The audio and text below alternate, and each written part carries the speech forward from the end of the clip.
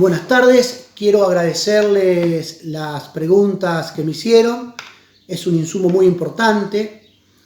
En la clase anterior nosotros hablamos del objeto de estudio y dijimos que será el modo de producción antiguo, específicamente Roma. También remarcamos que lo abordaremos desde diferentes autores, pero empecemos con la ortodoxia marxista. ¿Qué es la ortodoxia marxista? Es una manera dialéctica de ver la historia, y es una manera de ver la historia a través de la lucha de clases. Cuando hablo de dialéctica y cómo se representa la misma, hablo de la tesis, la antítesis y la síntesis. La tesis es una afirmación. La antítesis es un principio de contradicción. Y la síntesis es lo que queda de ese enfrentamiento, de ese opuesto. Vamos a poner un ejemplo relacionado con nuestro objeto de estudio. La tesis sería el modo de producción antiguo. La antítesis sería la esclavitud, es decir, el modo de producción o la opresión de ese modo de producción genera su opuesto, que es la esclavitud. Y la síntesis, lo que queda de ese enfrentamiento, sería el modo de producción feudal. Pero esto lo van a ver en segundo año.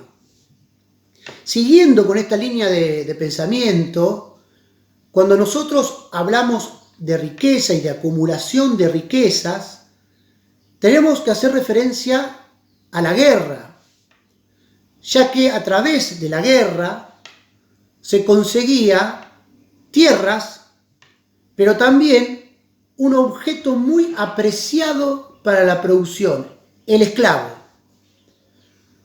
Y uso la palabra objeto con toda intencionalidad, porque quiero representar cuál era el clima de época. Aristóteles escribe un libro que se llama La Política, y él en ese libro dice que hay personas racionales que tienen que ser los dueños de aquellos que no lo son. Yo sé que, bueno, muchos pueden estar pensando, esperaba más de Aristóteles, una persona que escribió lo que escribió, pero Aristóteles tampoco pudo salir de su clima de época. Imagínense nosotros con las creencias que vamos a tener que luchar al momento de construir un pensamiento crítico. Y desde esta postura, desde esta ortodoxia marxista, si pensamos en la construcción de poder, también tenemos que pensar en la conquista, ya que a través de la misma se obtenían las riquezas y todas las mentalidades que se van conformando, toda esa superestructura, va a estar relacionada directamente con las riquezas, es decir, va a estar relacionada directamente con el modo de producción. Ahora bien, cuando nosotros vemos las conquistas romanas, también vemos el pragmatismo que tenía Roma. Por ejemplo, el principal enemigo de Roma era Cartago. Sin embargo, hace alianza con Cartago para derrotar al rey Pirro. Ese pragmatismo también lo vamos a ver en el armado político. Es decir, Roma pasa de un sistema político denominado monarquía a la república. Y vemos cómo a través de la república puede gobernar un territorio que se había hecho demasiado extenso y heterogéneo. Es decir, el sistema monárquico no hubiera sido tan eficiente para poder gobernar algo tan diferente, que Roma a través de la república y de otorgar ciudadanía, logra de alguna manera controlarlo. Y este pragmatismo de Roma también lo vamos a ver al momento de definirse por la religión. Vemos como Constantino toma la religión cristiana.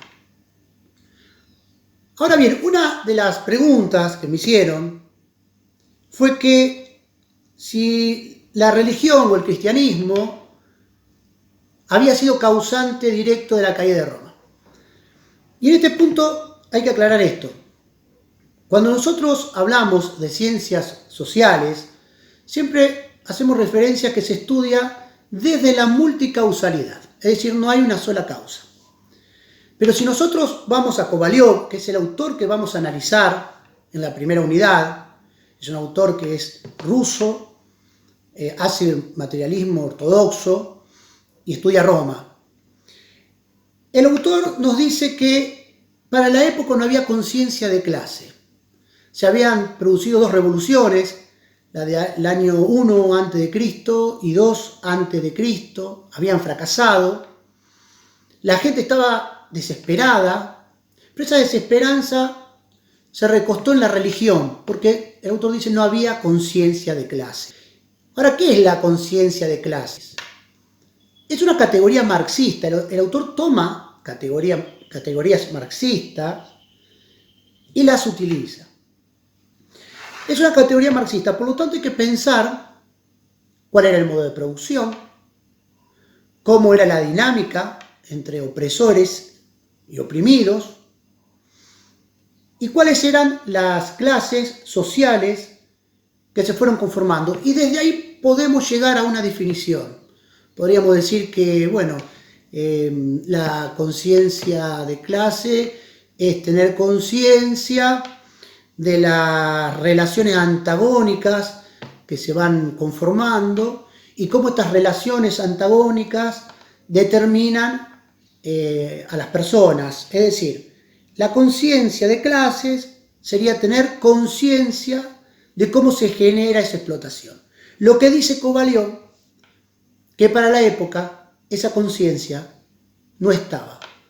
Por lo tanto, la religión y el cristianismo, utilizo palabra de Kovalyov, dice que se transforma en un narcótico del pueblo. No es un hecho revolucionario. Entonces, nosotros no podemos tomar como causa o causante de la caída del Imperio Romano al cristianismo. Para dejar bien en claro, quiero decir esto. Nosotros estamos analizando desde una postura, que es la ortodoxia marxista. No quiere decir que es una verdad o es la verdad, porque también vamos a utilizar otros autores para ver otros puntos de vista. Pero por el momento lo que utilizamos, o lo que estamos utilizando, es esta ortodoxia marxista. Espero haberles aclarado algunas de sus dudas.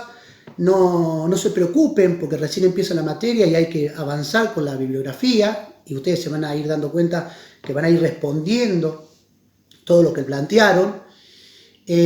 Bueno, quiero decirles que en actividades les dejo para leer el Manifiesto Comunista, lo vamos a empezar a trabajar, que se cuiden en esta pandemia, es necesario ser responsables y también espero verlos pronto en el aula.